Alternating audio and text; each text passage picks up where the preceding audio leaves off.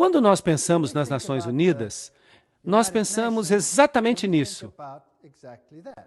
Uma organização política que une as nações. Isso parece algo digno de elogios. E a pergunta é, será que isso é tudo? Vocês se lembram que na Torre de Babel Deus separou as nações? Agora, se vocês observarem a sede das Nações Unidas em Nova York, vocês verão que é de fato um edifício notável. É um edifício grande chamado Nações Unidas. Ele é um edifício grande e o nome Nações Unidas foi cunhado pelo presidente Franklin D. Roosevelt dos Estados Unidos. E foi usado na Declaração das Nações Unidas, de janeiro de 1942, durante a Segunda Grande Guerra Mundial, quando representantes de 26 nações prometeram que seus governos continuariam combatendo o que eles chamavam de as forças do eixo. Este é um nome interessante, forças do eixo. Hoje há outro eixo contra o qual se combate, e esse é conhecido como eixo do mal. Vocês já ouviram falar disso? A precursora das Nações Unidas foi a Liga das Nações, e essa era uma organização concebida em circunstâncias similares durante a Primeira Guerra Mundial e estabelecida em 1919 por meio do Tratado de Versalhes para promover a cooperação internacional e para buscar paz e segurança. Eu estou tirando isso diretamente da página da internet das Nações Unidas. Então não há nada estranho nisso, isso é apenas história. Em 1945, os representantes de 50 países se encontraram em San Francisco, na Conferência das Nações Unidas. E eles então inventaram um diagrama das Nações Unidas. Os delegados deliberaram com base nas propostas formuladas pelos representantes da China, da União Soviética, do Reino Unido, dos Estados Unidos, em Dumbarton Oaks, Estados Unidos, em agosto a outubro de 1944. Foi então assinada no dia 26 de junho de 1945. 50 países. A Polônia não estava representada e se tornou um dos 51 países membros originais. Então ela passou oficialmente a existir em 24 de outubro de 1945, quando a proposta tinha sido ratificada pela China, França, União Soviética, Reino Unido, Estados Unidos e pela maioria dos outros signatários. E no dia 24 de outubro, celebra-se então a fundação das Nações Unidas. Agora, vamos dar uma olhada nesse diagrama, nessa proposta das Nações Unidas. Isso é uma história muito interessante. Bem, Arthur Balfour, vocês se lembram desse nome? Nós já o usamos antes. Ele fazia parte dos apóstolos de Hort. Vocês se lembram de Hort? Ele era o professor que ajudou a produzir os textos gregos que mudaram a ênfase da Bíblia e removeram muitos dos aspectos do poder de Jesus Cristo e da soberania da palavra de Deus. Os apóstolos eram uma sociedade secreta que funcionava naquela época, e Hort era membro e Arthur Balfour também era. Além disso, Arthur era presidente da Sociedade para Pesquisa Psíquica e logo se tornou o primeiro-ministro da Inglaterra e foi importante na Primeira Liga das Nações. E esse ministro se tornou também, é claro, participante ativo da escritura do diagrama ou da proposta inicial da Liga das Nações. E foi essa proposta que formou a base das Nações Unidas. E não somente ele comandava a Sociedade de Pesquisa Psíquica, que tinha encontros frequentes em sua casa, mas iniciou um grupo chamado a Sociedade Sintética, cujo objetivo era criar uma única religião mundial. Essa é uma parte interessante da história. Ele convidou Frederick Myers, da Sociedade de Pesquisa Psíquica, e juntos eles criaram o preâmbulo de todas as religiões. Isso inclui o dogma de que os espíritos que já se foram podem se comunicar conosco. E, obviamente, se você faz parte de uma sociedade assim, você tem que aceitar essa situação. Então vocês percebem que embutido nisso tudo está o desejo de unificar as religiões. Agora vamos dar uma olhada em algumas figuras históricas das Nações Unidas. Alger Hiss se tornou o secretário-geral em exercício depois do estabelecimento das Nações Unidas. Em 16 de abril de 1945, nessa edição da revista Time, ele é chamado de um dos jovens mais brilhantes do Departamento de Estado. Foi Hiss e Joseph Johnson, que depois se tornou secretário dos Bilderbergers. Percebam que as sociedades secretas estão nisso. Foram eles que escreveram a maioria das propostas iniciais das Nações Unidas. Esses maçons de postos elevados, os Bilderbergers, foram os responsáveis por essas propostas. Agora, nós sabemos em que eles criam. Nós já fizemos uma palestra sobre isso e, de vez em quando, eu vou falar dessa palestra. Tendo como modelo a Constituição da Rússia e o Manifesto Comunista, e isso é muito interessante, então a Constituição da União Soviética é quase idêntica à Constituição das Nações Unidas, se vocês não sabiam disso. E aí estão todas as referências. Tudo que eu estou dizendo é citação, eu estou apenas lendo. Então, por favor, não fiquem zangados comigo. Se vocês querem ficar zangados, fiquem zangados com quem iniciou essa coisa. Eu não tenho nada que ver com isso. Lembre-se que eu também falei numa palestra anterior que as pessoas responsáveis por tentar unir todas as nações, colocando-as sob um único governo e por trás dos bastidores, unificar todas as religiões, isso não foi tudo dito em aberto, no domínio público. Isso pertencia mais ao domínio secreto. Winston Churchill foi um. Ele era responsável, claro, depois da guerra, em estabelecer esta organização como um todo. A criação de uma ordem mundial autoritativa é o último objetivo que nós devemos perseguir. E as Nações Unidas formaram parte disso. Charles de Gaulle também foi muito importante. As nações devem se unir em um único governo ou perecerão. Então, todos eles tinham a mesma filosofia. E havia esse homem, eu não sei nem como pronunciar o nome dele, Tryggve, o primeiro secretário-geral oficial das Nações Unidas. Ele era um membro elevado do Partido Trabalhista Social Democrático da Noruega, que, por falar nisso, era uma espécie de ramificação da Terceira Comunista Internacional. E então veio este homem, Dag Hammarskjöld, e ele foi o segundo secretário-geral. Ele era um socialista sueco que abertamente defendia políticas comunistas. E então veio U Thant, terceiro secretário-geral, que era marxista. Então vocês percebem como a filosofia foi programada desde o início. Agora, eu não quero que vocês pensem que este era um método para produzir o anticapitalismo, porque os Estados Unidos também assinaram esta proposta. Então, por que os Estados Unidos assinariam algo que era, obviamente, tão contrário à sua própria filosofia? Bem, se você se lembra do princípio hegeliano, no qual duas posições antagônicas são estabelecidas no mundo, sendo que não é nenhuma das duas que se quer alcançar. O que você quer, de fato, é uma síntese intermediária. Então, o que você vê de fato são socialistas na função suprema de secretários-gerais. Mas se essas pessoas têm propensões marxistas ou propensões capitalistas, neste nível, isso não faz a menor diferença. Com isso, o método quer criar é uma síntese, que é o tipo de governo que se deseja a partir de tudo isso. Então, deste caos, você eventualmente consegue o que você quer. Agora, esse U Thant, claro, um dos primeiros secretários-gerais, ele disse: os federalistas mundiais defendem diante de nós a visão de uma humanidade unificada, vivendo em paz, debaixo de uma ordem mundial. O coração desse programa, uma única sob a lei mundial, é realista e passível de ser alcançado. Isso é apenas para lembrar o que nós já dissemos antes. E é claro, por trás dos bastidores, sempre você tem o papado. Como vocês podem ver em todas estas palestras, o papado está sempre muito envolvido em tudo. Aqui está o Papa Paulo VI com o secretário-geral U Thant. Agora, este homem era marxista. Bem, vamos colocar dessa forma.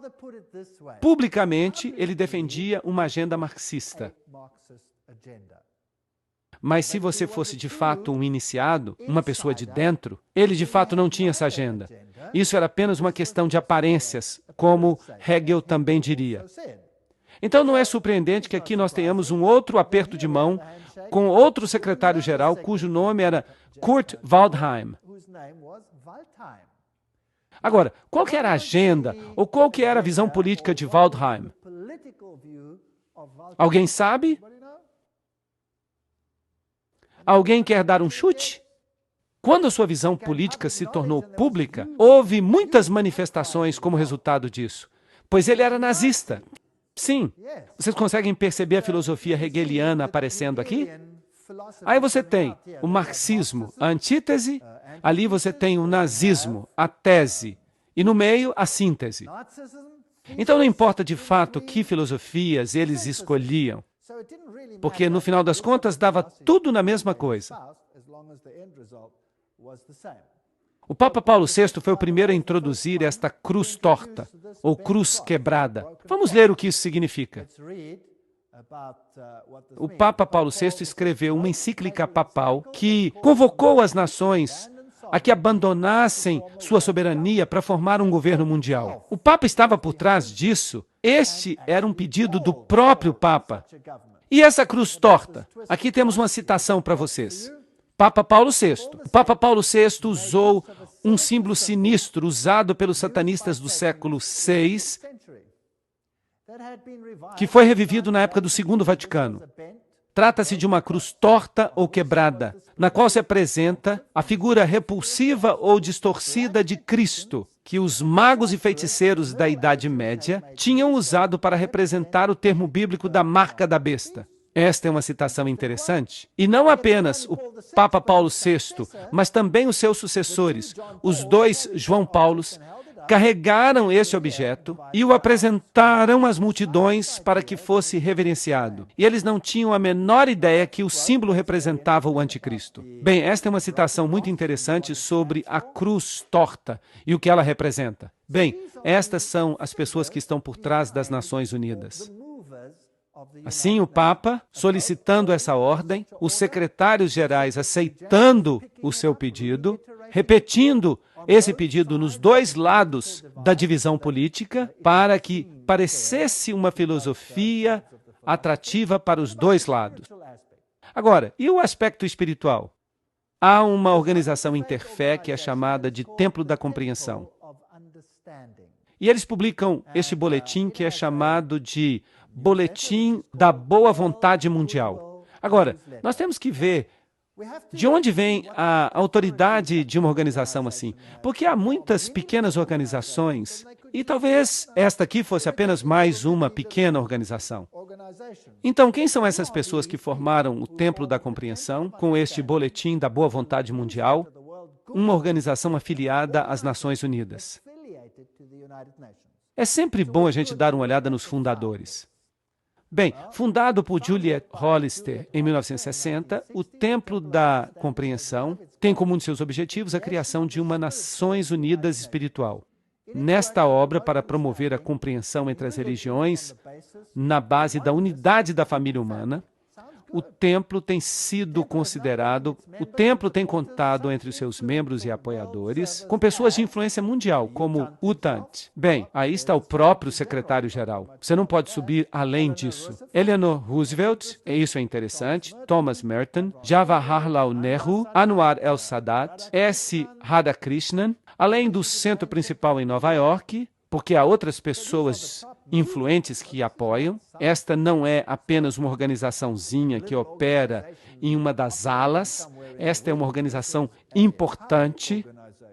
E onde é que ela funciona? Ela tem uma sede na Catedral de São João o Divino. Isso já está ficando até tedioso, não é verdade? Sempre a mesma coisa. Ela tem sucursais na Índia e no Reino Unido, representantes na África, América Latina, Ásia, no Oriente Médio. Trata-se de um movimento universal para unificar as religiões. Bem, vamos dar uma olhada nesta catedral interessante. Aí está ela, a Catedral de São João o Divino. A catedral está localizada no número 112 da Avenida Amsterdã, um quarteirão a leste da Broadway. A maior catedral do mundo. Isso é muito interessante. A Catedral de São João o Divino, em Nova York, é a igreja-mãe da Diocese Episcopal de Nova York e a sede de seu bispado. Lembrem-se que é aí que eles tinham um Cristo fêmea, e foi aí que aconteceu aquela discussão sobre a ordenação de bispos homossexuais. Um monte de coisa estranha de fato acontece nesta catedral. Um pouco mais de história. Jim Garrison, presidente da Fundação Gorbachev para a Nova Era, que foi uma fundação fundada por Gorbachev em Nova York, disse: nós vamos acabar tendo um governo mundial. Isso é inevitável. Vai haver conflito, coerção, mas depois consenso. Isso tudo vai fazer parte do que vai ser necessário para dar origem à primeira civilização global. Então vejam que aí está a agenda deles. Philip Jessup, membro da Corte de Justiça Mundial, uma pessoa muito importante, certo? Ele escreve: eu acredito que a soberania nacional é a raiz de todos os males. As nações, obviamente, terão que abrir mão de sua soberania para esta organização. E parece que já estão fazendo isso. O segundo manifesto humanista declara: nós deploramos a divisão da humanidade em termos nacionalistas. Nós alcançamos um ponto de mutação na história humana, no qual a melhor opção para transcender os limites da soberania nacional é avançar em direção à construção de uma comunidade mundial. Isso aparece no Manifesto Humanista 1 e 2. São todos documentos oficiais. Agora, este é um homem muito interessante, Robert Miller. Ele é o antigo secretário-geral assistente das Nações Unidas, mas agora ele passou para o campo espiritual dentro das Nações Unidas. Ele é também chamado de profeta da esperança das Nações Unidas. Ele escreveu: nós temos que avançar o mais depressa possível em direção a um governo mundial, uma religião mundial, um líder mundial. Isso é muito interessante. Então, essas pessoas são as mais importantes. Agora, a filosofia. Eu estou sempre interessado na filosofia e em quem são as pessoas que estão por trás dos bastidores. E nós sempre chegamos aos mesmos velhos nomes, repetidas vezes.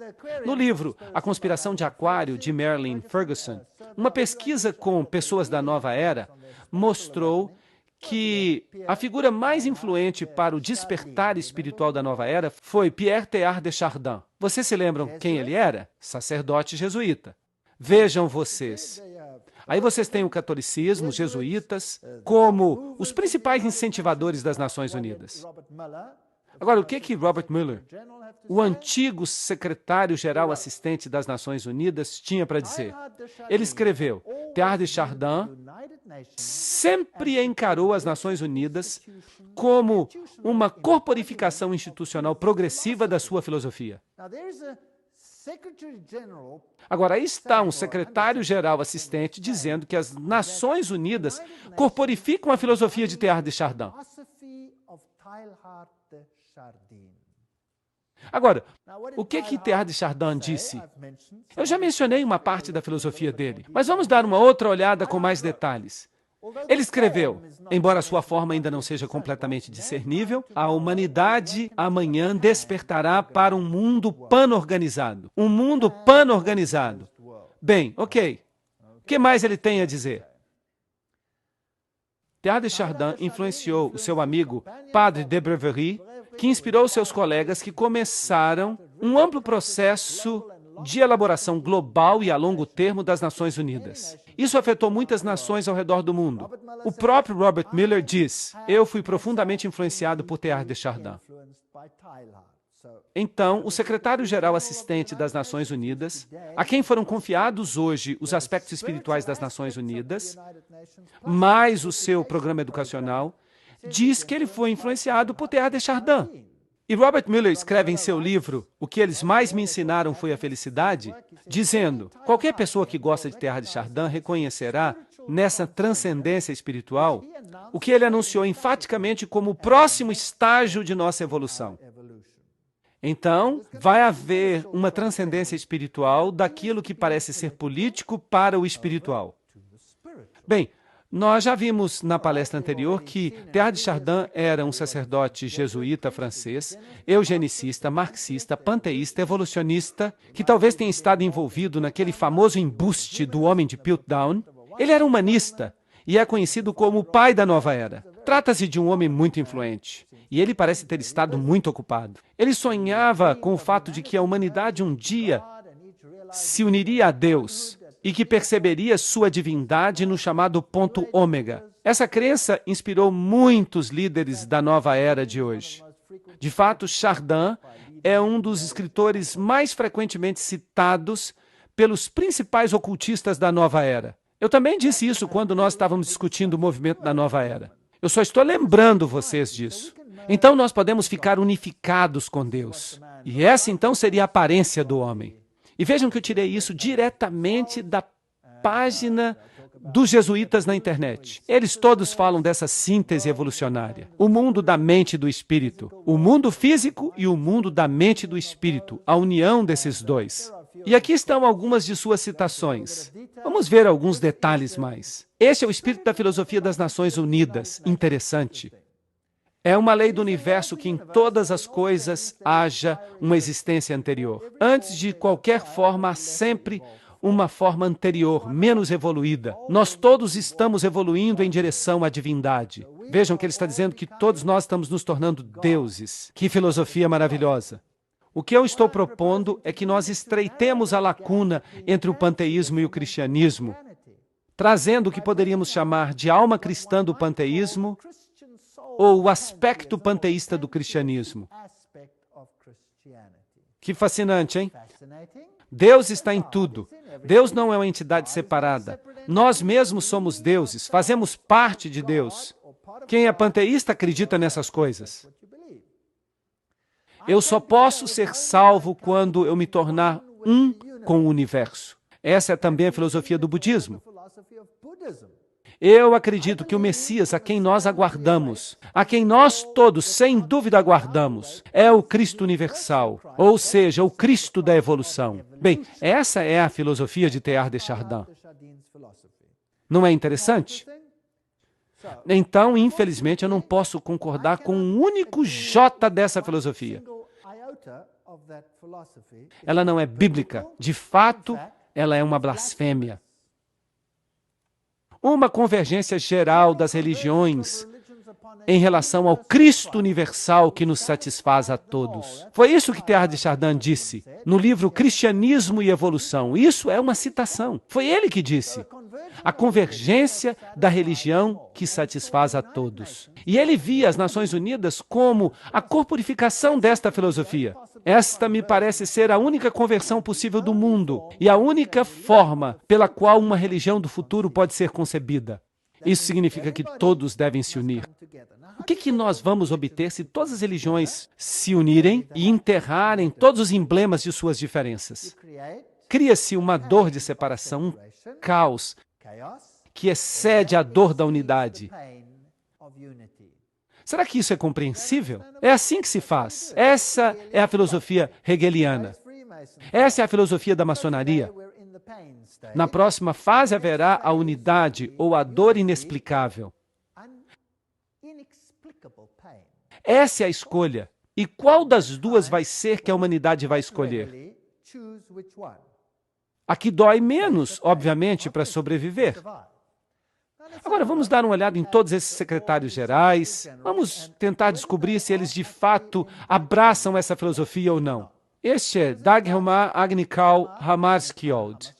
Ele foi secretário-geral das Nações Unidas de 10 de abril de 1953 a 18 de setembro de 1961, quando ele morreu num acidente de avião, e ele era o quarto filho do primeiro-ministro da Suécia durante os anos da Primeira Guerra Mundial. Agora, o que ele fez nas Nações Unidas? Bem, uma das primeiras coisas que ele fez foi produzir ou criar uma sala de orações. Aí está ela, do lado esquerdo. Uma pedra no meio da sala tem muita coisa a nos dizer. Podemos imaginá-la como um altar, vazio não porque não haja Deus, não porque ele é um altar a um Deus desconhecido, mas porque é dedicado ao Deus a quem o homem adora sob muitos nomes e muitas formas. Que interessante.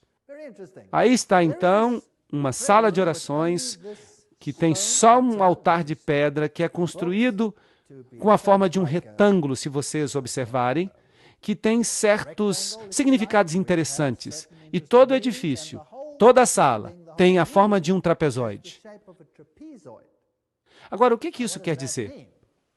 Bem, aí também está o olho que tudo vê, e esse símbolo que nós vemos aqui está entre os hititas. É também o símbolo, se você olhar com cuidado, das Nações Unidas. Tem uma coroa de louros e tem a face voltada para cima no lugar exato onde é substituído pela terra. Talvez a melhor forma de compreender o que o olho que tudo vê representa é examinar a arquitetura da sala de meditação das Nações Unidas, em Nova York. A sala de meditação tem a forma de uma pirâmide, um trapezoide, sem a pedra de cima. Do lado de dentro, a sala tem pouca iluminação, mas vindo do teto está um raio de luz focado que se irradia até um rude altar de pedra. Na parede que está bem em frente, temos um mural moderno fantástico. E ele dinamicamente está cheio de símbolos do ocultismo, contendo 27 triângulos de várias configurações, uma mistura de pano de fundo preto, branco e colorido. E também uma linha vertical em forma de cobra. No centro está o olho que tudo vê, que atrai a atenção de milhões que visitam as Nações Unidas, com sua imagem surpreendente de suspeita e onipresença. Esta é uma citação de Tex Mars. E vejam algumas citações mais.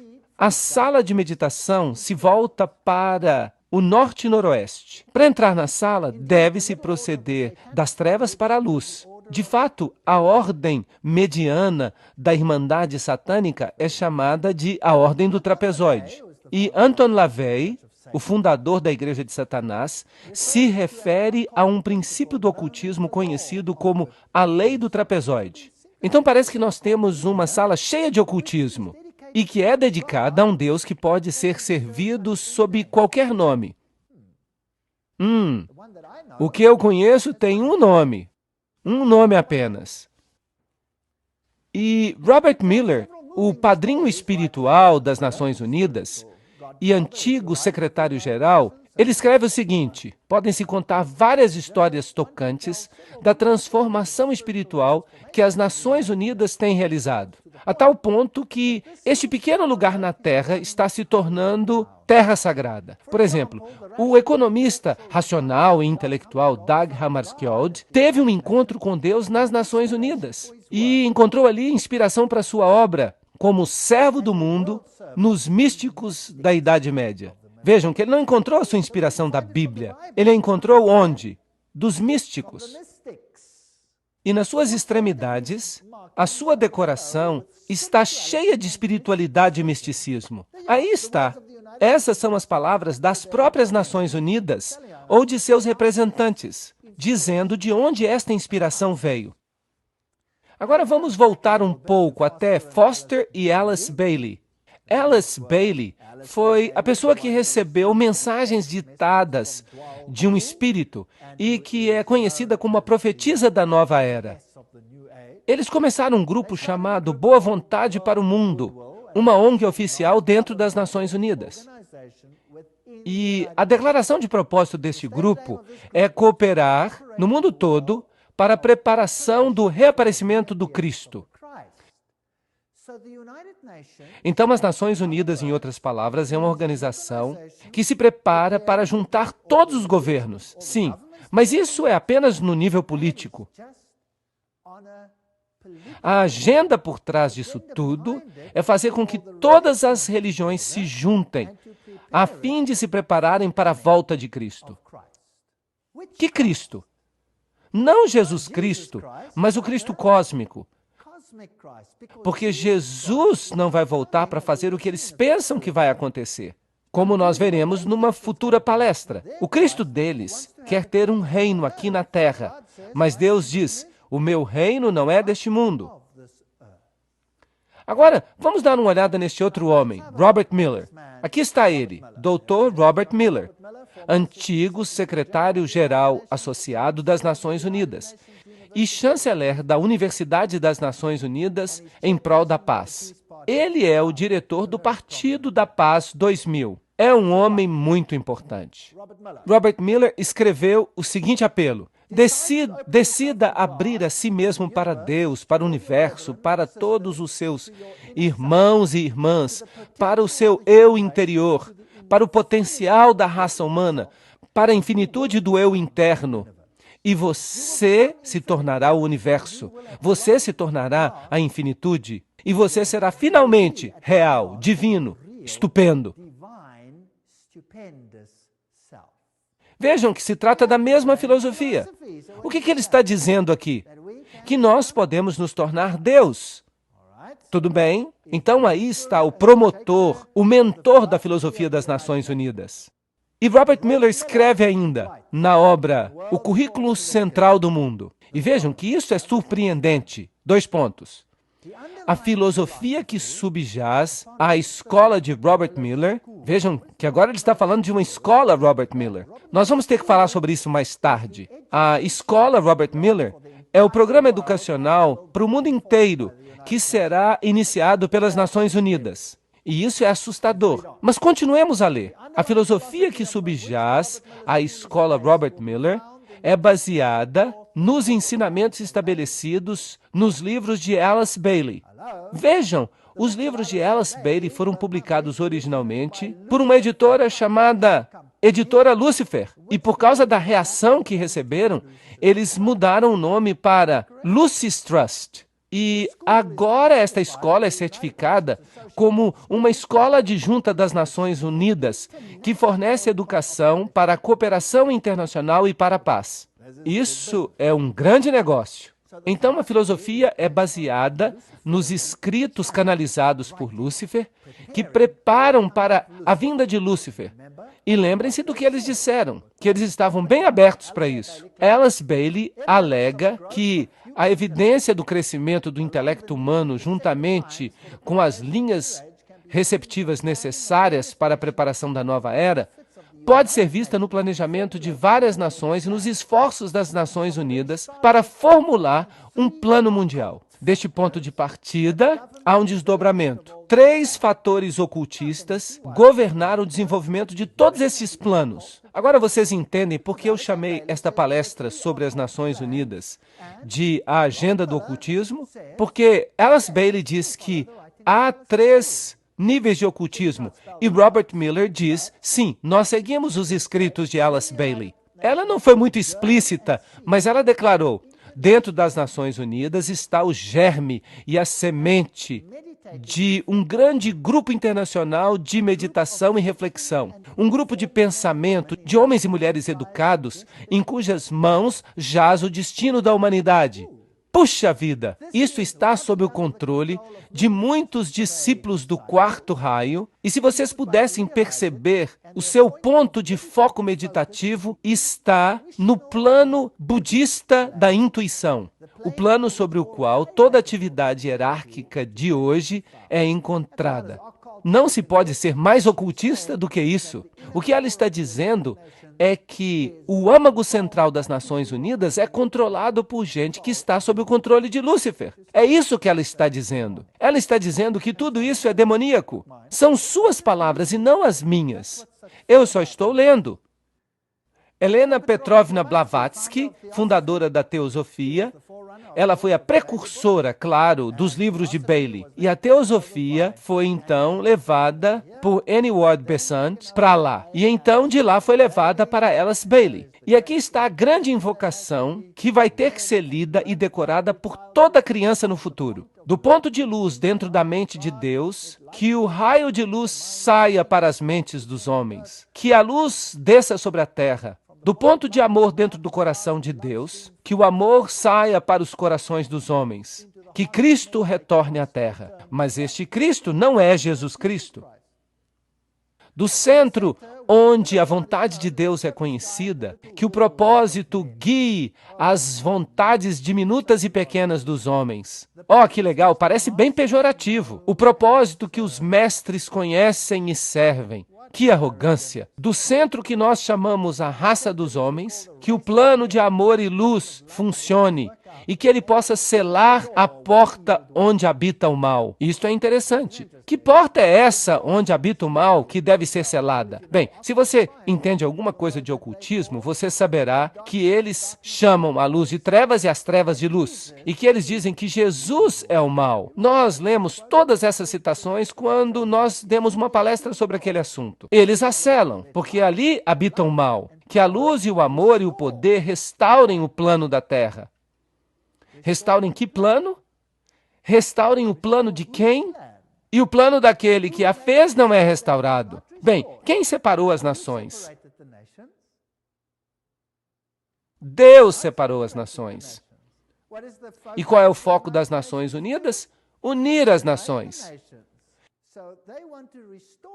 Então eles querem restaurar aquilo que o mal bagunçou, com este movimento brilhante de confundir as línguas. Bem, então continua dizendo, em resumo, que Deus e o diabo se confundem já por 4.500 anos. Quem está de fato no controle, então? Bem, aqui está Annie Besant, na sua roupa de grau 33 da maçonaria. Comaçonaria. Vocês se lembram que nós falamos deste assunto. O livro-texto da Teosofia ensina a imortalidade, a reencarnação, a deidade do homem. Vejam a declaração de Djwhal Khul, que também inspirou Alice A. Bailey. Ele fala o seguinte sobre Alice A. Bailey. A.A.B., Alice A. Bailey, sabe quem eu sou e me reconhece pelos meus 2 nomes. Agora, isso é interessante, porque há 2 nomes. Vocês vão descobrir que nomes são esses. E então fica interessante. Isso é uma história de detetive, é muito interessante. Bem, a Bíblia diz, eles são espíritos de demônios, operando milagres, que saem para os reinos da terra e para o mundo inteiro, a fim de juntá-los para a batalha do grande dia do Deus Todo-Poderoso. Apocalipse 16:14.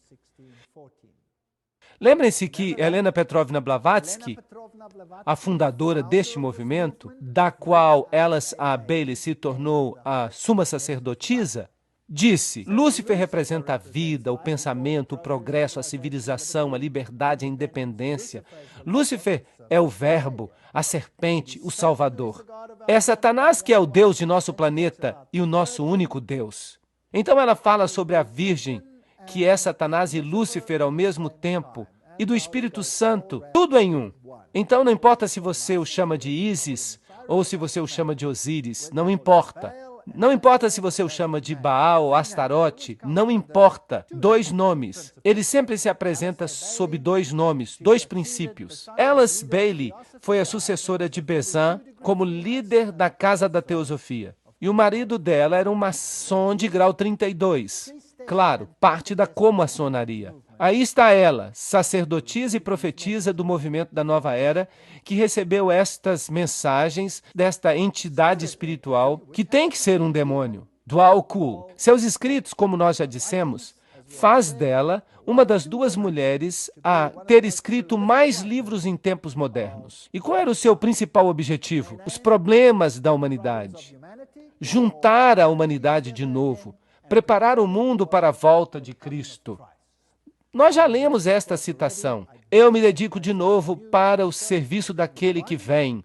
Aquele que vem é um acrônimo no mundo do ocultismo para Lúcifer. E eu farei tudo o que eu puder para preparar as mentes e os corações dos homens para aquele evento. Eu não tenho nenhum outro objetivo na vida.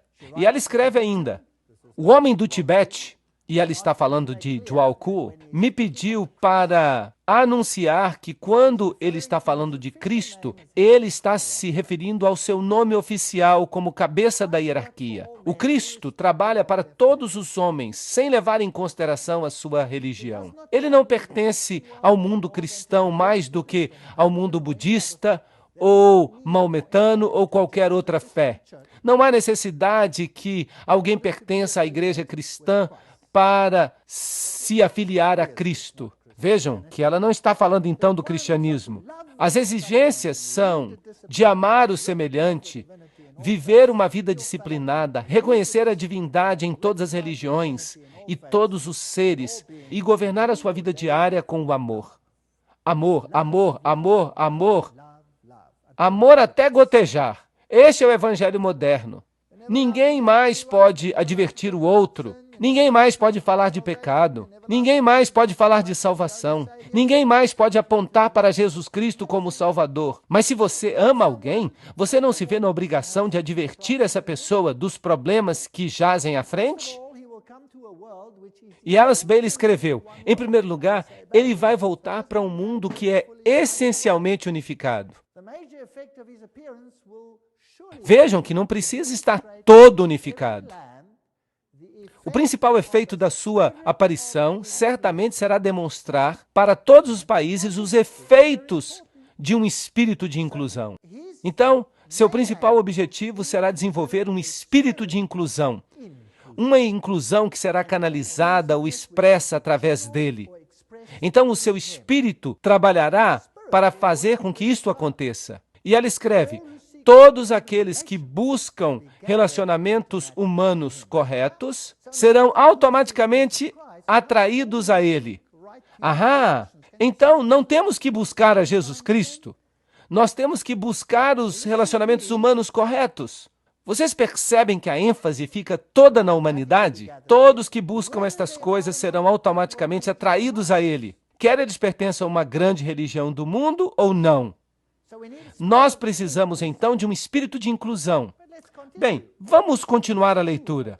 Todos aqueles que não veem nenhuma diferença básica entre as religiões, ou entre os homens, ou entre as nações, o rodearão. Perceberam isso? Então, se eu não vejo diferença entre o cristianismo e o budismo, e eu não vejo diferença entre o hinduísmo e o cristianismo, então eu o rodearei. Se eu não vejo diferença entre as nações, eu o rodearei. E continua a leitura. Aqueles que corporificam o espírito da exclusão e da separação, igualmente serão automaticamente revelados, e todos os homens saberão quem eles são. Isso é legal. O que a Bíblia fala sobre este assunto? A Bíblia diz, saí e separai-vos. A Bíblia pede um espírito de separação. Por sua própria natureza, as Nações Unidas não têm opção a não ser pedir que tipo de espírito? De inclusão. Agora, se os maiores promotores por trás dos bastidores são, de fato, ocultistas e seguidores de Lúcifer, isso não é assustador? Porque então quem seria o cabeça por trás dos bastidores? Satanás. Satanás seria o cabeça. Ele seria o chefão. Agora, o problema é essa diferença.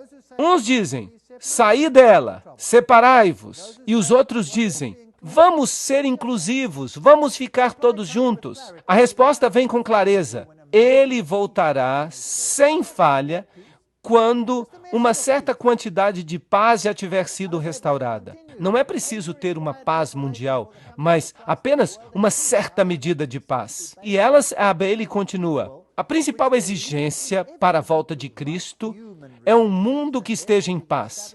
Contudo, essa paz deve se basear na boa vontade das pessoas educadas. E isso, inevitavelmente, levará às relações humanas corretas e, portanto, ao estabelecimento de linhas de luz entre as nações, entre as religiões, entre os grupos e entre os homens. Então, a única forma que nós vamos ter esta comunidade é se nós nos unirmos em um cadinho e nos tornarmos um apenas.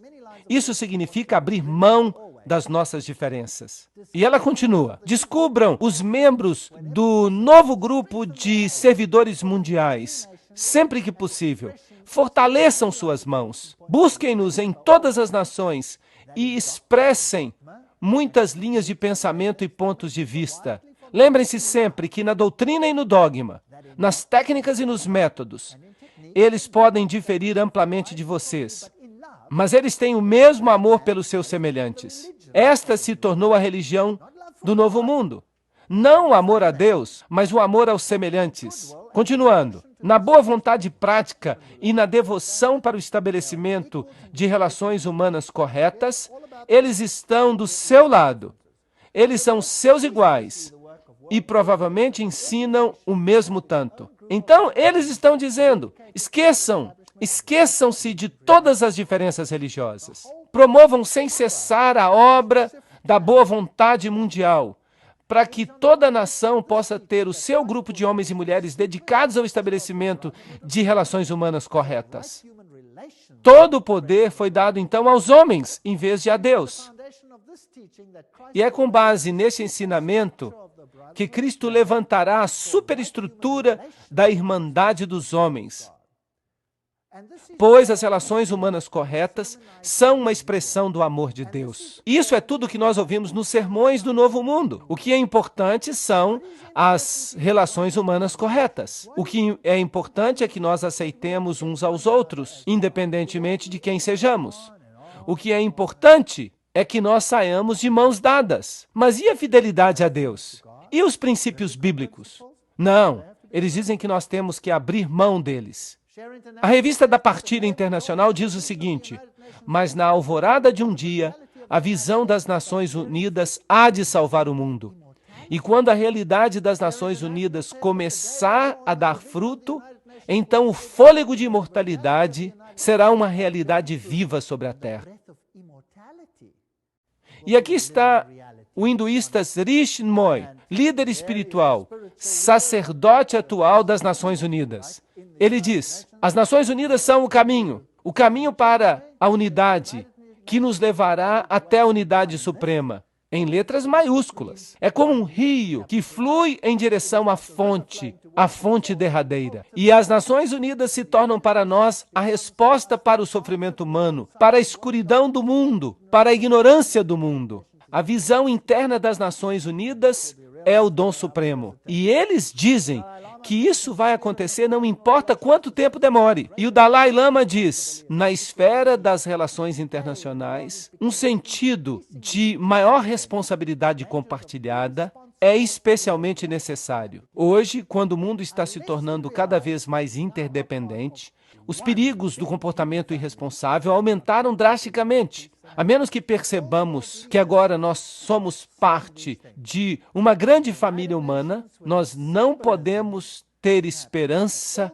em relação à paz e à felicidade. Então, todos os líderes do mundo estão dizendo estas coisas. E as Nações Unidas, com seu simbolismo da antiga coroa de louros sobre um globo, nada mais é do que uma imitação do ideal antigo do paganismo, que Lúcifer, mais uma vez, quer concretizar no mundo em que nós vivemos hoje.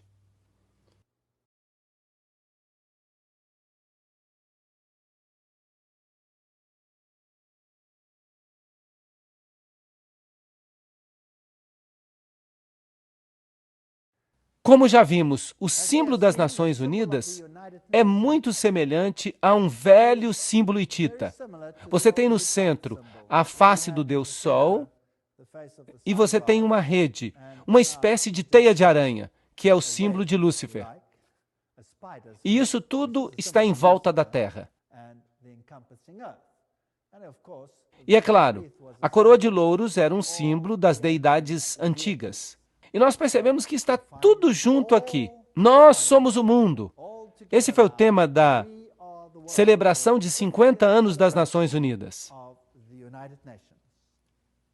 A agenda da nova era fundir Deus e a natureza. É por isso que Teilhard de Chardin, o pai da filosofia das Nações Unidas, disse: nós precisamos nos tornar panteístas. Precisamos eliminar a distinção entre macho e fêmea, buscando a paz mundial, o desarmamento nuclear, um único governo mundial, uma única religião mundial.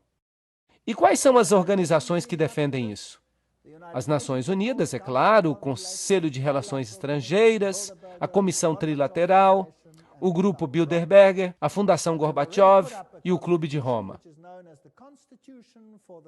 E eles já até escreveram uma Constituição, que é conhecida como a Constituição da Federação da Terra. Então, nós já temos uma Constituição Mundial.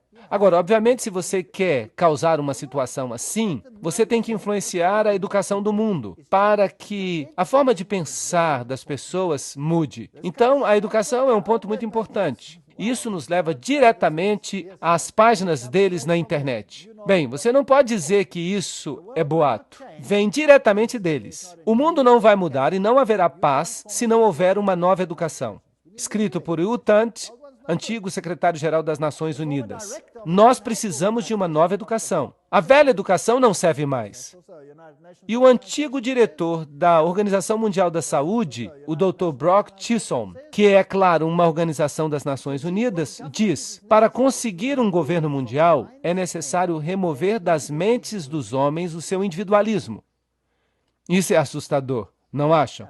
Remover a sua lealdade às tradições familiares. Isso é ainda pior. Remover o patriotismo nacional e os dogmas religiosos. Agora, esses são os promotores das Nações Unidas. Eles dizem que devemos acabar com o individualismo. Você deve se tornar um número. Você deve ser o que o Estado diz. E isso é marxismo. O Estado é supremo e você não é nada mais do que um catecúmeno. Nada. Você deve abrir mão de sua individualidade. Mas vocês sabiam que Deus nos criou como seres livres? Cada um de nós. Nós não nos sujeitamos a ninguém, a não ser a Deus, porque somente Deus pode receber a sua sujeição em confiança, porque Ele é 100% sem egoísmo, e Ele provou isso quando Ele veio a esta terra. Você gostaria de se sujeitar a Lúcifer e ser preso com correntes às suas carruagens, a seus desejos? Eu detestaria isso. Mas, de qualquer forma, para isso você teria que abrir mão do seu individualismo. Agora, vamos dar uma olhada de novo em Robert Miller. Filósofo, profeta do Papa, grande estadista em nível mundial, o que a gente pode chamar de homem poderoso. Ele é o chanceler da Universidade da Paz, criada pelas Nações Unidas. Ele é o criador do que agora é conhecido como Currículo do Centro Mundial. Isso diz tudo. E ele é conhecido no mundo todo, e ele é conhecido no mundo inteiro como o pai da educação global. Há 29 escolas Robert Miller no mundo, e a cada ano mais estão sendo criadas. O Currículo do Centro Mundial conquistou para ele o prêmio da Unesco de Educação para a Paz em 1989. E ele recentemente esboçou uma moldura para a cobertura midiática mundial. O que você vê na sua televisão é o que eles querem que você veja, não o que você deveria ver. No serviço público, ele também esboçou uma moldura para a consciência cósmica e planetária e uma moldura para as artes e a cultura. Bem, então, a sua forma de pensar culturalmente deve ser transformada. Você deve se encaixar numa moldura para as artes e a cultura. Esse é um jeito de falar ocultista. Afinal de contas, ele mesmo disse que ele é um seguidor de Alice Bailey. Miller é, então, o autor do Currículo do Centro Mundial. O que ele faz? E vejam que isso é uma citação. Nós precisamos incutir nas nossas crianças uma cidadania global, crenças centradas na Terra, valores socialistas, uma forma de pensar coletiva, para que elas se tornem a mão de obra para o século XXI. Vejam, seus filhos devem ser modificados. Nós estamos vivendo, de fato, num mundo assustador. O que Robert Miller escreve sobre esse Currículo do Centro Mundial? Ele diz: um currículo de centro mundial pode parecer utópico hoje. No final do ano 2000, será que nós já passamos isso? Sim. Será uma realidade diária na Terra. O que ele está dizendo aqui? Todas as escolas do mundo. Agora, acreditem em mim, eu já vi o sistema educacional. Eu oficialmente deixei o sistema educacional há um mês. E o que eu tenho visto nos últimos anos, as mudanças, é de arrepiar o cabelo. Tudo isso é de arrepiar o cabelo. É de arrepiar o cabelo. Se é isso que nos espera, então que Deus ajude este mundo. Nós já vimos que ele diz que sua filosofia se baseia em Alice Bailey. E o Currículo do Centro Mundial está ligado a essa unol.org. E qual é o seu ensinamento? O nosso lar planetário, a paz no universo, em um lugar por vez. Tudo isso faz parte de histórias evolucionistas. A família da humanidade, essa humanidade global, o milagre da vida individual e os centros coordenadores do mundo, tudo isso está aí. As escolas internacionais Robert Miller, o que será que elas ensinam? Bem, elas têm, por exemplo, o Instituto Xamã. E eles têm todos esses interessantes símbolos do ocultismo e as coisas que eles representam. Eleusis, olhos que tudo veem, a psicologia humanística. E esse aqui é um dos pontos de ensinamento das escolas Robert Miller. Um facilitador xamânico, astrólogo, operador do círculo sagrado, autor do livro Iniciação e Astro-Xamanismo. Ele fala aos guias interiores. E o que mais? Ele diz que a oficina oferece ferramentas práticas para a jornada até as dimensões estáticas, além do tempo convencional. Ele diz, o programa inclui jornadas xamânicas, uso de tambores, festas cerimoniais, recuperação da alma, conexão com os guias e espíritos. Isto é espiritismo do pior tipo. E isto é proibido na Bíblia. Não admira que a Bíblia não faça parte dos livros desta organização. E Robert Miller diz, no nível mundial, as Nações Unidas adotaram uma estratégia de desenvolvimento econômico mundial. Alimento, agricultura, este é o Plano de Alimento Mundial. E um plano de saúde mundial, um plano de alfabetização mundial, um plano de emprego mundial, um plano de indústria mundial. Eles já planejaram cada detalhe de nossas vidas. Agora, outra organização que é muito importante é a Unesco. Vamos dar uma olhada na Unesco. É uma suborganização das Nações Unidas. E Julian Huxley é o antigo diretor da Unesco. Ele foi escolhido humanista do ano. Ele é um filósofo ateu, membro do Bureau Colonial Comunista, da Sociedade Britânica Fabiana e um signatário do Segundo Manifesto Humanista. Na minha opinião, essa não é uma boa recomendação. E tem mais. Archibald MacLeish, membro da Caveira e Ossos, escreveu a Constituição da Unesco. Então ele deve também ser membro dos Illuminati, como nós vimos naquela palestra sobre o segredo por trás das organizações secretas. Portanto, foram maçons que ajudaram a criar a organização. Sendo homem internacional, MacLeish é um fervoroso defensor da União Mundial. E aqui está outro. Niebuhr. Ele é o cofundador da Unesco e ele assinou o CIECUS. Agora, o que significa isso? Apareceu em 1969 e eles imprimiram isso na revista New York Times. O que é CIECUS? Vejam o que dizem os seus fundadores. É a posição do CIECUS que o controle de natalidade deveria ser disponível a todos, inclusive aos menores, que devem desfrutar dos mesmos direitos de acesso livre e independente ao controle de natalidade que as demais pessoas. É a posição dos CIECUS que o uso de materiais sexuais explícitos, às vezes chamados de pornografia, pode servir a uma variedade de necessidades importantes na vida de inúmeros indivíduos. Que povo legal esse das Nações Unidas! E é por isso que, nas nossas escolas primárias agora, faz parte obrigatória do currículo que nós tenhamos detalhes sexuais explícitos, explicados, todos em nome de se prevenirem doenças sexualmente transmissíveis. E ali também incluem os atos mais estranhos e libidinosos. De fato, nossas universidades estão oferecendo o título de doutor honorário àqueles que são mais pervertidos neste assunto. Sim, é verdade.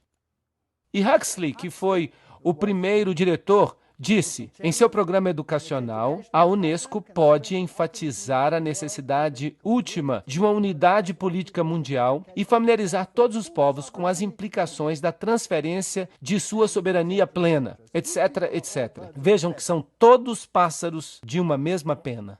E a própria Unesco explica, se a Unesco é atacada em termos de que ela está ajudando a preparar as pessoas do mundo para um governo mundial, é um erro nós precipitarmos negações e declarações apologéticas. Sejamos francos, o trabalho da Unesco é ajudar a criar e promover os elementos da cidadania mundial. Diante desta acusação, nós devemos admitir de todas as formas e em todos os momentos. É isso que a própria Unesco diz. Então, eles não negam nada. Sob a orientação de Huxley, eles prepararam um guia para professores. Agora, eu gostaria que os pais prestassem atenção. Por favor, todos os que têm crianças, anotem isso. O que é esse livro Guia das Nações Unidas para os Professores? Este livro diz que é quando se destruírem o amor à pátria e o patriotismo, é que será dado o primeiro passo na educação da criança para a cidadania mundial. Vamos olhar outras coisas que este livro-guia tem. No volume 5, na página de abertura, está escrito: na sala de aula com crianças com menos de 13 anos de idade. Quando a criança entra na escola, a sua mente já foi profundamente marcada e marcada de forma prejudicial pelas influências anteriores, geralmente acontecidas no lar. Oh, isso é interessante. Então, isso precisa ser mudado. Então, quem é que está colocando esses pensamentos prejudiciais nas mentes das crianças? Os pais. E isso precisa ser mudado. Então, o objetivo da Unesco é mudar a estrutura mental de seus filhos, fazer com que eles se voltem contra os valores que os pais ensinaram e colocaram em suas mentes. Isso não é desrespeitar o quinto mandamento? Sim ou não? Honra teu pai e tua mãe para que se prolonguem os teus dias. Na página 8, o livro fala aos professores: o jardim da infância tem um papel significante a desempenhar na educação das crianças. Não somente ele pode corrigir muitos dos erros aprendidos no lar, mas também pode preparar a criança para que ela se torne membro, com a idade de 7 anos, de um grupo de sua própria idade e adquira hábitos para se tornar membro da sociedade mundial. Até no jardim da infância. Então, agora os governos do mundo estão dizendo: você deve enviar os seus filhos para a escola numa idade mais tenra. Vocês sabiam disso? Os governos estão todos começando a dizer isso. E a Inglaterra agora passou uma lei. Quando? Este ano. Neste mesmo ano.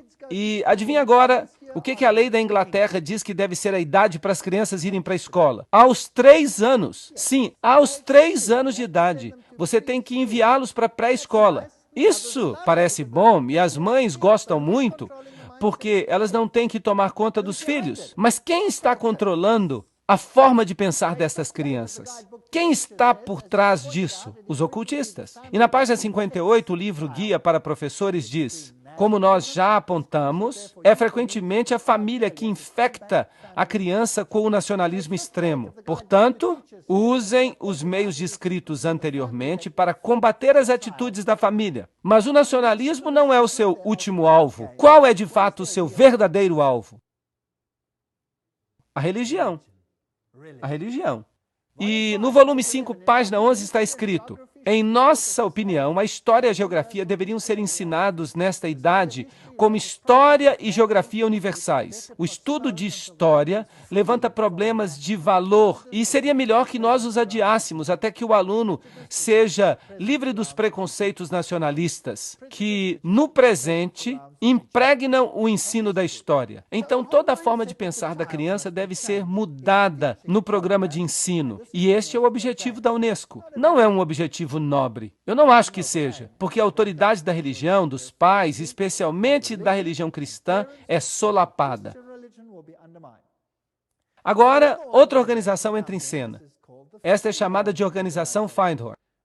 E eles promovem a saúde ecológica e a prosperidade ecológica. Você já ouviu falar de ecologia hoje em dia? Sim. Agora, de novo, nós temos que buscar as pistas. Nós temos que sempre fazer um trabalho de detetive. Por causa da conexão de São Francisco, isso é, Francisco Xavier, com a natureza, o Papa João Paulo II o escolheu como o santo padroeiro da ecologia. Agora, São Francisco de Assis vem lado a lado com Inácio de Loyola, o jesuíta, só para vocês saberem. E é no dia de São Francisco que milhares de pessoas vão até a Catedral de São João o Divino. É uma catedral onde se abençoam os animais. Também o ocultista Robert Miller, que é o antigo secretário-geral associado das Nações Unidas, nos informa que São Francisco foi declarado santo padroeiro das Nações Unidas. O Papa faz, as Nações Unidas imitam. Quem está realmente em controle? Roma. E aí está ele. Se você quiser orar para ele, você pode. Se você não quiser orar para ele, você pode ignorar. O secretário-geral das Nações Unidas, U Thant, formou a organização Cidadãos Planetários com a atividade da nova era encabeçada por Donald Keyes. Agora nós estamos fazendo as ligações. Aqui está o manda-chuva das Nações Unidas com Donald Keys. Cidadãos Planetários é agora uma ONG dentro das Nações Unidas, especialmente dedicada a preparar os povos para a vinda de uma nova cultura, dedicada especialmente à preparação dos povos para o advento da nova cultura. Vamos continuar falando de Donald Keys. Aí está ele junto com Hugh Tunt. Donald Keys tem estado ativamente envolvido com a comunidade Findhorn. Pegaram uma ligação. As Nações Unidas, o secretário-geral Hugh Tunt, Donald Keys, a Findhorn, e escreve regularmente para a sua revista Uma Terra. E Donald Keys escreveu: os grupos da nova era estão focando e entrando em um novo estágio, um estágio relacionado ao mundo. Eles estão maduros o suficiente para começar a ajudar a carregar o peso do fardo da humanidade. A disseminação de valores da nova era é como se fosse um fermento unificador na massa humana e pode ser um ingrediente crítico para a emergência com sucesso dos anos 80. Agora vamos tentar entender melhor a Findhorn. O seu logotipo é a chama de Lúcifer. Eles usam símbolos ocultistas, eles usam uma flor de lótus, e eles falam sobre sermos divinamente ordinários e divinamente humanos. O que nós estamos falando aqui? Que nós somos Deus. Deus falou a mim. Agora, quem é esse Deus que fala a eles? Bem, vamos perguntar ao seu porta-voz. Este é David Spangler. Aí está um de seus livros, Pai, Místico e Místico Pai. E aí está o que essa educação vai fazer com seus filhos. Vocês sabiam disso? David Spangler, porta-voz da comunidade Findhorn, no norte da Escócia. Aqui é uma foto dele mais recente. Vamos ver o que ele diz. Ele escreve no livro Reflexões de Cristo: a verdadeira luz de Lúcifer não pode ser vista na tristeza, nas trevas, na rejeição. A verdadeira luz deste grande ser só pode ser reconhecida quando os nossos próprios olhos podem ver com a luz do Cristo, a luz do sol interior. Lúcifer opera dentro de cada um de nós a fim de nos curar. E à medida que nós nos movemos para uma nova era, que é a era da integridade humana, eles adoram esta palavra, integridade. Cada um de nós, de alguma forma, chega ao ponto que eu chamo de iniciação luciférica, uma porta particular pela qual o indivíduo deve passar se ele vai chegar plenamente à presença de sua luz e de sua integridade. Lúcifer vem para nos dar o presente final da integridade. Então, quem de fato essas pessoas estão adorando? Eles estão adorando a Lúcifer diretamente. Lúcifer prepara o homem de todas as formas para uma experiência na qual eles vão se tornar o próprio Cristo. Nós nos tornamos Cristo? E o Cristo prepara o homem para a experiência de se tornar Deus. Mas a luz que revela para nós a presença do Cristo, a luz que revela para nós o caminho até Cristo, vem de Lúcifer. Ele é o doador de luz. Ele é sabiamente chamado de estrela da manhã, porque ele é a luz que anuncia para o homem o alvorecer de uma consciência maior. É ele que está dizendo. São suas palavras. E ele escreve: nós podemos pegar todas as escrituras e todos os ensinamentos e todos os tabletes e todas as leis e todos os marshmallows e podemos fazer uma alegre fogueira, um churrasco de marshmallow, porque é isso que eles valem. Ok, eu não acho que eles gostam muito da Bíblia ou da lei de Deus. Esses são os promotores, os divulgadores das Nações Unidas. E eles falam de uma nova ordem econômica. Nós não vamos entrar em todos os detalhes. Eles dizem: nós afirmamos que a economia de todas as nações é um tecido sem ruptura. Vejam que eles querem tudo junto. Eles querem uma nova ordem econômica internacional. Esse é o comentário da boa vontade mundial. Nós, os membros das Nações Unidas, solenemente proclamamos a nossa determinação unida de trabalhar urgentemente para o estabelecimento de uma nova ordem econômica internacional. Todo mundo vai ser controlado em um único nível por essa gente. Uma completa mudança na ordem econômica e financeira é imperativa, disse Benjamin Creme, porta-voz do Maitreya. Assim, a Assembleia Geral das Nações Unidas diz uma nova ordem econômica internacional. E então vocês percebem todas essas coisas estranhas que estão acontecendo. Buckminster Fuller diz, em essência, não me deem nenhuma outra tarefa, simplesmente deixem que eu seja o cabeça do órgão que controla a alimentação mundial. E eu terei todo o mundo aos meus pés amanhã. Eles vão usar o alimento para criar uma tensão suficiente para fazer com que todos aceitem. E Benjamin Creme também escreveu, os industriais, os economistas, os administradores de grande experiência e realização, que com a hierarquia, e ele está falando de um monte de demônios, que com a hierarquia tem desenvolvido planos e manuais que solucionarão os problemas de redistribuição do mundo quando houver vontade política suficiente para implementá-los. Isso significa quando eles começarem a roubar daqueles que têm para dar aos que não têm. E o próprio Maitreya, este Cristo da nova era, diz: as Nações Unidas são a principal esperança do mundo. Em seus interrelacionamentos, nós podemos ver um exemplo de democracia. O símbolo para essa expressão da vontade de Deus, que os homens chamam de boa vontade. Com o advento do Cristo, essa boa vontade fará com que todos os homens e todas as nações desenvolvam relacionamentos corretos e criem as circunstâncias necessárias para a expressão dessa síntese, que será o principal aspecto da civilização vindoura. Nesta empresa vasta, as Nações Unidas desempenharão um papel principal. Lembram de Apocalipse 17? Os 10 chifres que vocês viram são 10 reis que ainda não receberam reino, mas por uma hora eles receberão autoridade como reis, juntamente com a besta. Eles têm um propósito, e eles darão o seu poder e autoridade à besta. Eles farão guerra contra o Cordeiro. 10 regiões, de acordo com Gary K. O Clube de Roma dividiu o mundo em 10 regiões e escreveu a nova Constituição. E nós temos esta nova civilização. E uma conferência aconteceu no Fairmont Hotel, no auditório maçônico em São Francisco. E um documento da conferência diz: nós estamos experimentando o nascimento da primeira civilização global, uma iniciativa global, oportuna, histórica, em 1995. E foi aí. E eles estavam prontos para isso. A CIA, a OTAN, o MI5, o CFR, todos eles têm símbolos ocultistas. Pena que não tenhamos tempo para entrar em detalhes. A Comissão Trilateral era o 666, o 666 está no Tesouro Americano, SSS, que era a 6ª letra original do alfabeto grego, o F é a 6ª letra do nosso alfabeto, tudo isso dá 666. Agora, e essas religiões mundiais? E esse é o X da questão, se nós quisermos nos concentrar nesta questão hoje à noite. Isto será o centro do que vai acontecer.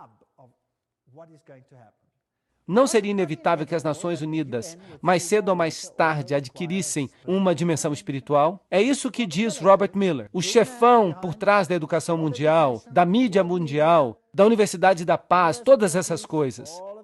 Robert Miller escreve: há uma ilustração famosa que mostra Cristo batendo a porta do alto edifício das Nações Unidas, querendo entrar nele. Eu sempre visualizo na minha mente uma figura mais precisa, aquela de que as Nações Unidas representam o corpo de Cristo. Isso é interessante. Cristo não disse que o meu reino não é deste mundo? Então, esse é outro reino. E este Cristo definitivamente não é Jesus Cristo. E ele então diz, o Papa João Paulo II disse que nós somos cortadores de pedra e artesãos de uma catedral que talvez nós nunca vejamos em sua beleza final. Esta é uma linguagem maçônica que o Papa João Paulo II está usando. E a tapeçaria dessa obra envolve a condição total da humanidade deste planeta. E tudo isso faz parte de uma das páginas mais prodigiosas da evolução. Vai requerer o desligamento e a objetividade dos historiadores futuros, a fim de que eles avaliem plenamente o que aconteceu no último terço do nosso século e que compreendam a verdadeira significância das Nações Unidas. Nenhuma força humana será capaz de destruir as Nações Unidas. Muito interessante.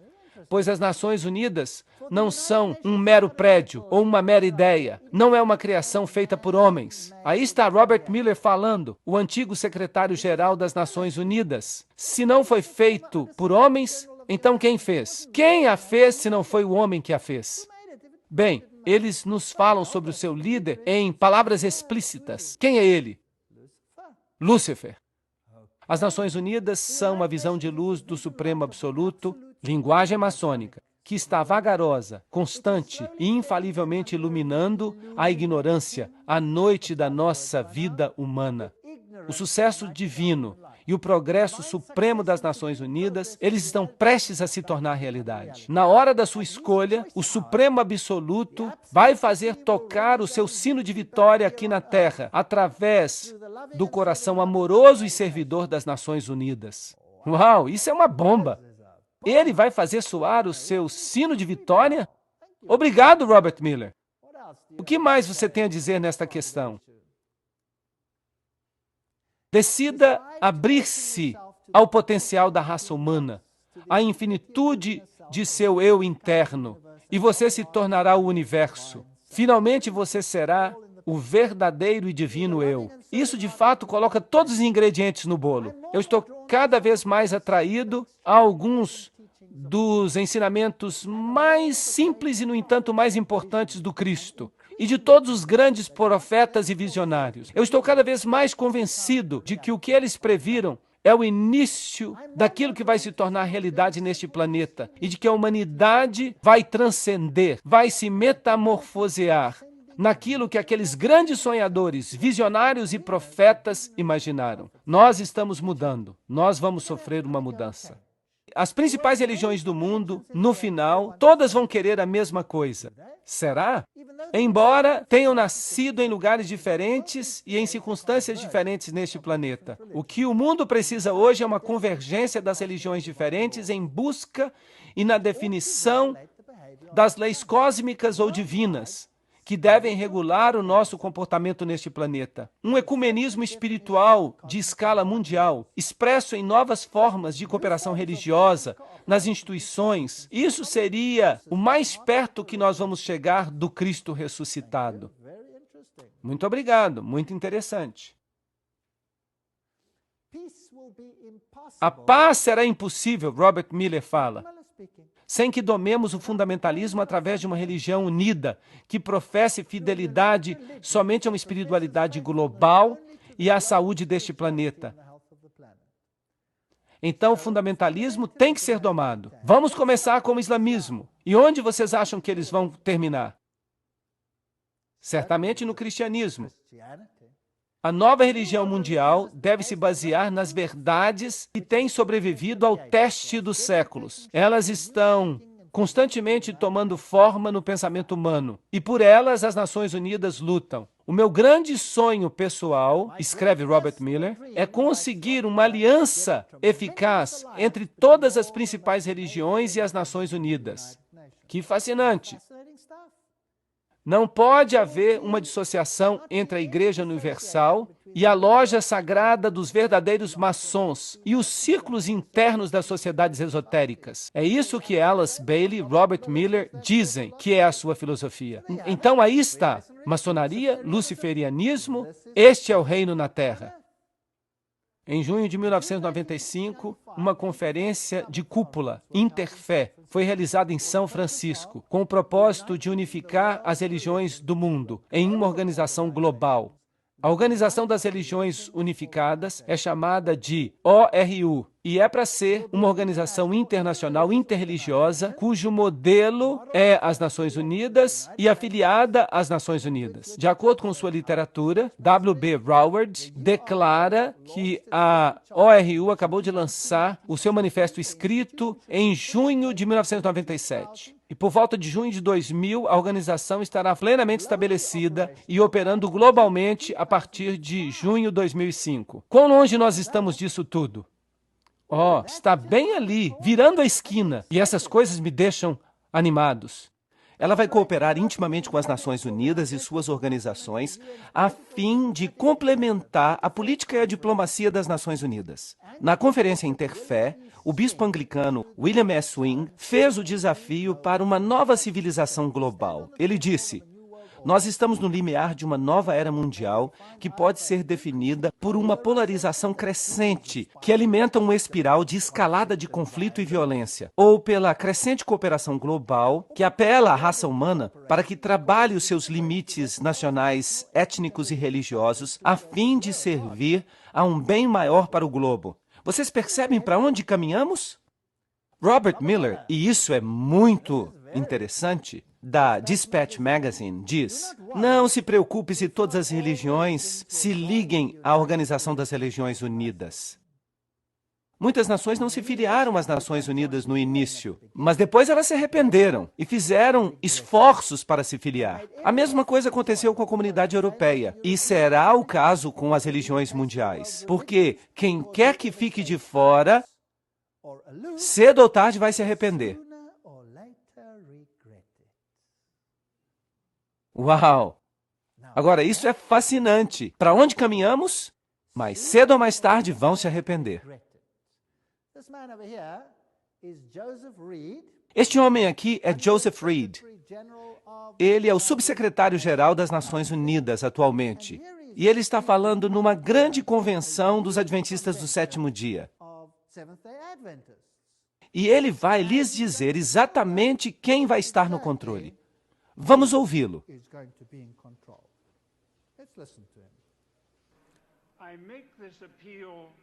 Eu faço este apelo porque as Nações Unidas são também a sua organização, a nossa organização mundial, a sua organização das Nações Unidas.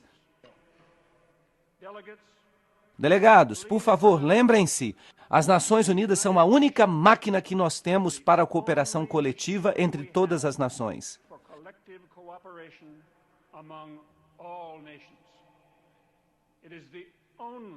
É a única instituição de escala mundial para promover o desenvolvimento. As Nações Unidas são o único mecanismo universal para proteger os direitos humanos. As Nações Unidas são a única moldura que compartilhamos para fortalecer a legislação internacional. Delegados, as Nações Unidas não representam o luxo da vida internacional. A obra das Nações Unidas é de vital importância para a melhoria da vida em nosso planeta. Isso é fascinante. As Nações Unidas são a sua organização. É o único corpo para isso, para aquilo. Agora, esse não foi o discurso que ele escreveu. Ele o leu para o secretário-geral das Nações Unidas. Agora nós temos um problema. Eu não quero fazer parte de uma organização conectada com Lúcifer. Esta é a minha opinião pessoal. As tradições místicas das principais denominações facilmente interagem com as tradições das religiões pagãs do mundo. Práticas de meditação, técnicas de visualização, exercício de respiração estão sendo agora usados para nos conectar com o reino espiritual. Ao fazer isso, esses líderes religiosos, como o Papa e o Dalai Lama, estão todos no mesmo plano.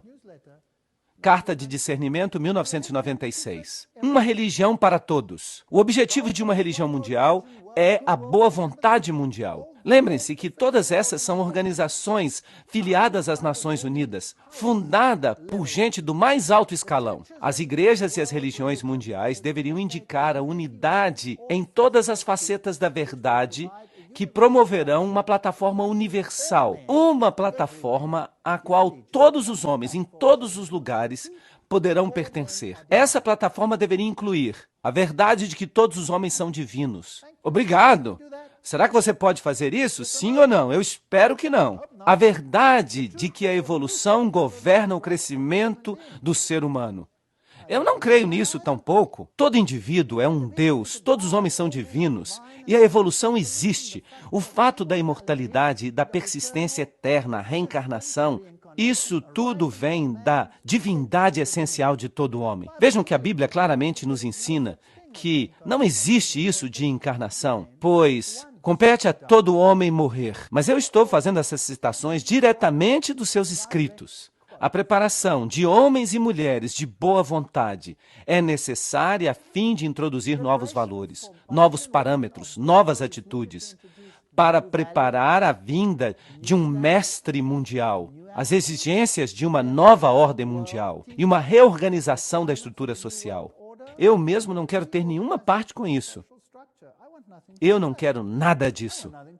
E Alice A. Bailey escreve: as mesmas velhas fórmulas, as mesmas velhas teologias e as mesmas velhas interpretações são agora consideradas adequadas para satisfazer as necessidades e curiosidade moderna do homem. Mas elas não são. A igreja hoje é a tumba de Cristo e a pedra da teologia foi retirada da porta do sepulcro. Uau! Jesus e sua teologia? Adeus, adeus. Ela escreve ainda: o dia está amanhecendo em que todas as religiões serão consideradas como emanando de uma única grande fonte espiritual. Tudo será visto como uma união que fornece a raiz da qual a religião mundial universal inevitavelmente emergerá. Então não haverá mais nem cristão nem pagão, nem judeu nem gentio, mas simplesmente um grande corpo de crentes, reunidos de todas as religiões atuais. Isso parece bom, mas de quem será essa religião? Eles aceitarão as mesmas verdades, não os conceitos teológicos, mas conceitos essenciais à vida espiritual. Eles se levantarão juntos na mesma plataforma de irmandade e de relações humanas. Eles reconhecerão sua filiação divina e buscarão a união para cooperar com o plano divino. Essa religião mundial não é um sonho vão, mas algo que está definitivamente se formando hoje. Carta da Boa Vontade Mundial, 1993. Eu estou citando. Isso tudo vem das Nações Unidas. Então, obviamente, o mundo vai se mover em direção a esta plataforma unificada. E haverá aqueles que propagarão um espírito de separação. Isso está correto? Será que nós podemos ver isso acontecendo? E então haverá conflito. E Robert Miller diz que aqueles que não entrarem no jogo vão fazer o quê? Eles vão se lamentar. Então, obviamente, nós estamos caminhando para um confronto. Assim, os objetivos e esforços expressos das Nações Unidas produzirão fruto eventual e uma nova igreja de Deus, reunida de todas as religiões e grupos espirituais. Vejam, uma nova igreja de Deus. Eu não quero ser parte dessa nova igreja de Deus. Eu acho que ela me dá náuseas. Mas Miller continua dizendo: nós devemos esperar que o Papa venha antes do ano 2000 até as Nações Unidas e fale por todas as religiões e espiritualidades deste planeta e dê ao mundo a visão religiosa de como o terceiro milênio deveria ser um milênio espiritual, um milênio que testemunhará a integração e a harmonia da humanidade. Então, quem vai ser o porta-voz dessa nova religião mundial? O Papa. O plano está fazendo sentido. A revelação está se desdobrando. Isto é exatamente o que a Bíblia fala que vai acontecer. Em vez de ficarem desanimados e se sentirem miseráveis, levantem a cabeça e comecem a sorrir, porque nós vamos para casa. E isto é animador. As principais religiões do mundo devem apressar dramaticamente o seu movimento ecumênico e reorganizar a unidade de seus objetivos na diversidade dos seus cultos. As religiões devem cooperar ativamente para levar a alturas sem precedentes e uma melhor compreensão dos mistérios da vida e de nosso lugar no universo. A minha religião, certa ou errada, e a minha nação, certa ou errada, deve ser abandonada para sempre nesta era planetária. Vejam que eles não permitem mais que você diga que Jesus é o único caminho. Isso deve ser abandonado para sempre. Mas me desculpem, eu não vou abandonar isso. Eu me recuso. E eles continuam. Nós tivemos essa maravilhosa reunião, o Papa realmente apareceu diante das Nações Unidas e aconteceu um grande ensaio nas Nações Unidas para formar esta nova iniciativa ecumênica fundada por Ted Turner, e todo mundo está se reunindo sob um único partido religioso novo, sob os auspícios das Nações Unidas. Mas Apocalipse 13:3 diz: "E eu vi uma das cabeças como se tivesse recebido uma ferida de morte. E esta ferida mortal foi curada, e o mundo inteiro se maravilhou após a besta." E Josué 24:15 diz: "E se vos parecer mal servirdes ao Senhor, escolhei hoje a quem servireis, se aos deuses que vossos pais serviram do outro lado do rio, ou aos deuses dos amorreus, em cujas terras vós habitais. Mas quanto a mim e minha casa, nós serviremos ao Senhor." Esta é a decisão que nós precisamos tomar. Estas são as questões diante de nós, e o triste é, e eu não estou inventando isso, eu estou lendo isto da tela. Eu não estou inventando. Eu queria que eu estivesse, mas eu não estou.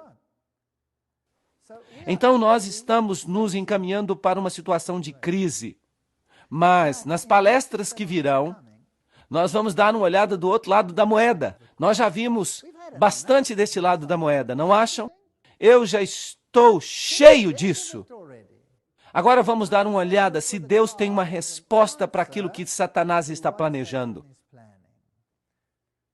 Agora, eu lhes dei um outro cartãozinho, como este, e eu tenho uma pergunta aqui. Eu estou começando a ver que a batalha não é realmente política. Perceberam isso hoje à noite? A batalha não é realmente política, mas é político-religiosa. Eles querem a sua adesão, eles querem a sua mente. Eu percebo que Satanás, ele organizou tudinho, a fim de que todo mundo, se possível, os próprios eleitos, sejam enganados e hipnotizados pelos seus estratagemas.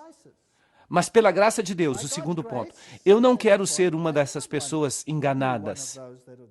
Eu preciso, mais do que estar apenas ciente do problema, eu tenho que fazer um esforço conjunto para encontrar a verdade e para permanecer sem ser enganado. E qual é o único canal pelo qual nós podemos descobrir a vontade de Deus? Digam-me. A Bíblia. Se Deus não nos tivesse dado a Bíblia, nós não teríamos esperança neste mar. Mas graças a Deus, Ele nos deu a Bíblia. O que nós faríamos sem ela? Eu não saberia onde nós estamos caminhando. Tudo pareceria lógico, tudo pareceria certo. Todos ficariam felizes e todos entraríamos no vagão deste povo. Certo ou errado?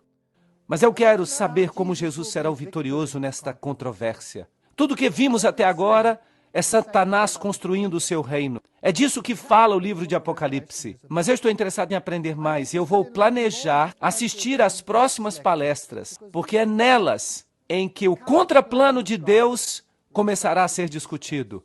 Nós vamos voltar à Bíblia. Nós vamos descobrir o que Deus preparou para nós. E se eu, pelo menos, ousar perguntar, e levantem as suas mãos se vocês também querem isso. Você que percebe que Jesus está sendo erradicado do plano mundial. Quem percebe isso?